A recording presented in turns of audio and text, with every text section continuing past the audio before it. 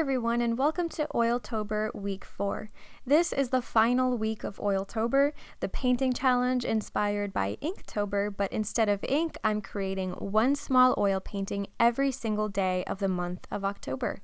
Each of these paintings is created on the Strathmore 400 series oil painting paper cut up to the sizes I need, which is 4 by 6 inches. This specific paper does not need to be primed before oil painting, and it can also be used for acrylics as well. Be sure to follow me on Instagram for updates about this painting challenge. There will be one more final Oiltober video after this one to summarize the entire challenge and also share the last 4 paintings of the month that don't fall into any of these weeks. All of these paintings will be available for sale in my art store on November 6th, 2019 at 5 p.m. Eastern Time. The price range for these paintings will be anywhere from $85 to $140, which is much lower than my usual prices, considering that I completed these paintings much faster. On average, I would spend 1 to 2 weeks on paintings of this size, but with this challenge, I was completing 1 a day, much faster, so that is why I'm charging much less than usual. So, week 4, let's begin. Day 22, I created another desert landscape like I did last week because we were watching Breaking Bad, and so I really wanted to paint a few landscapes of the desert, and this reference came from Pixabay.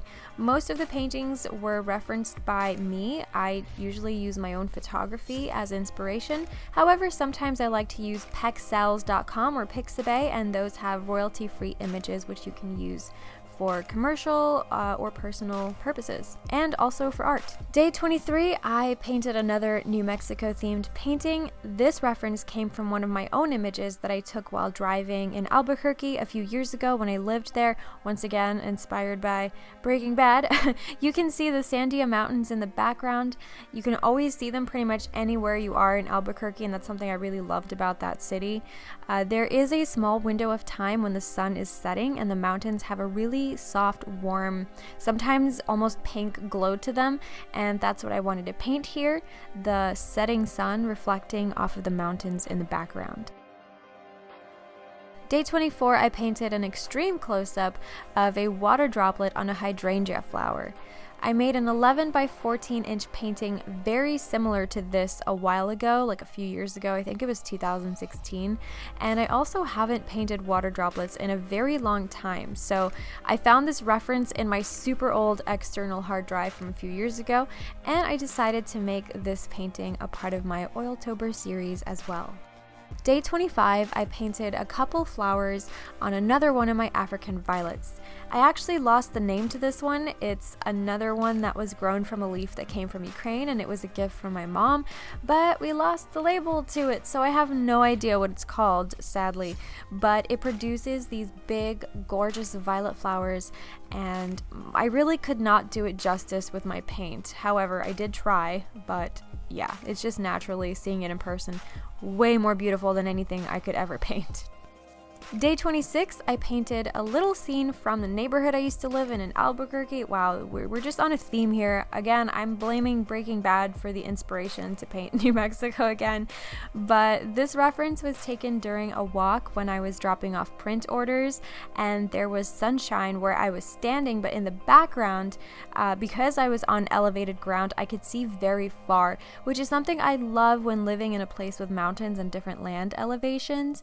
I love seeing very far, and there was a storm in the background, and you can barely see the Sandia Mountains back there from all the shadows that are cast by those storm clouds. Day 27, I painted my ice skates. This painting is actually very special to me because back in January of this year, I decided to take up figure skating. I used to skate when I was a kid, but I always kind of told myself that I was too old to do it now because I'm in my late 20s, but I missed it so much, and I was having constant dreams of being on the ice, and I couldn't take it anymore. So I just woke up one day and dragged myself to the rink like a possessed woman and signed up for classes. I also learned that there's an entire community of adult skaters who love figure skating and skate for fun because they love it, and that's really my goal out there. I'm obviously never going to be this super high level skater. This is something you have to pick up when you're like a really small kid.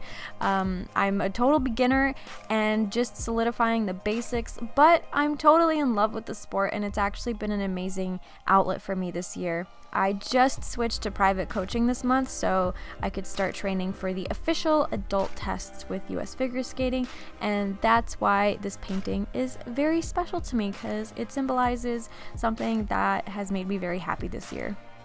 Day 28, I painted a little mushroom. The reference came from Pixabay. I've never painted a mushroom before, and I don't know why I haven't, because it was so much fun and the mushrooms are so cute. I love how the red in the mushroom stands out against the greens in the background. This painting reminded me of my childhood when I went mushroom picking in the forest with my mom.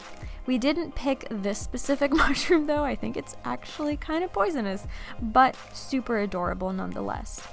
Well, that was week 4 of Oiltober, and again, there will be one more video finalizing this challenge and sharing the overall experience along with things I've learned throughout this journey. Here are 28 paintings from the last 4 weeks. I cannot believe it's almost over. It just flew by. I don't know how I managed to paint all of these, but somehow I did. But I hope you've been enjoying this challenge so far. Thank you so much for watching. Thank you for all of your support and encouragement along the way. I'm wishing you all a beautiful and inspiring day, and I hope to see you in my next video. Bye, everyone.